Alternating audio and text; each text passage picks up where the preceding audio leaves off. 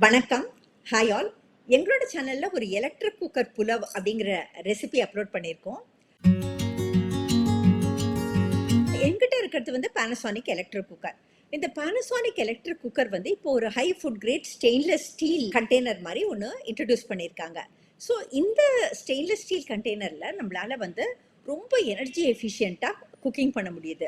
அதாவது நார்மலாக நம்ம வந்து ஒரு புலாவ் பண்ணுறதுனா ஃபஸ்ட்டு கொஞ்சம் ஸ்பைசஸ் வதக்கிட்டு வெங்காயத்தை வதக்கிட்டு வெங்காயம் வதங்கின உடனே காயை போட்டு வதக்கிட்டு அதுக்கப்புறம் பாஸ்மதி ரைஸ் யூஸ் பண்ணோன்னாக்கா பாஸ்மதி ரைஸை போட்டு வதக்கிட்டு அப்புறம் தண்ணி ஊற்றி அது செய்கிற அதே மெத்தட்லேயே நம்ம வந்து எலக்ட்ரிக் குக்கரில் இந்த புலவை தயாரிக்கலாம். ஸ்டெயின்லெஸ் ஸ்டீல் கண்டெய்னராக இருக்கிறதுனால நம்ம அப்படியே போட்டு எல்லாத்தையும் வதக்கியும் நம்மளால் அப்படியே செய்ய முடியாது.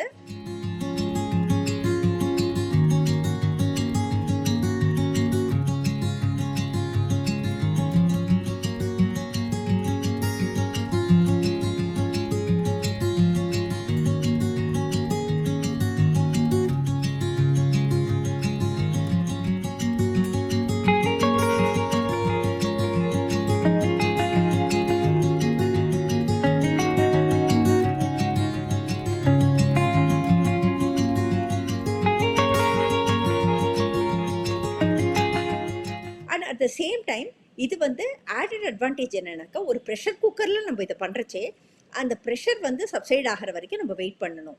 பட் இந்த எலக்ட்ரிக் குக்கரில் அது ரெடியான உடனே அது கீப் வார்முக்கு வந்துடுது.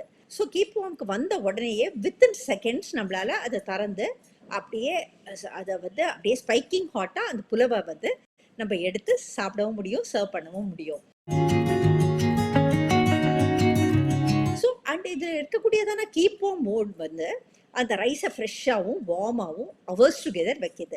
ஸோ இது வந்து ரொம்ப ரொம்ப நியூட்ரிஷியஸாக ரொம்ப டேஸ்டியாக அட் த சேம் டைம் சேஃபாக ஸ்டெயின்லெஸ் ஸ்டீல் கண்டெய்னரில் நம்மளால் எலக்ட்ரிக் குக்கரில் இந்த புலவை வந்து தயாரிக்க முடியும்.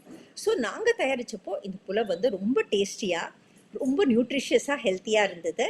அந்த வீடியோவை நாங்கள் ஷேர் பண்ணியிருக்கோம். நீங்கள் வந்து எங்கள் சேனலில் நாங்கள் போஸ்ட் பண்ணதான இந்த எலக்ட்ரிக் குக்கர் வெஜிடபிள் புலவை போய் பாருங்கள்.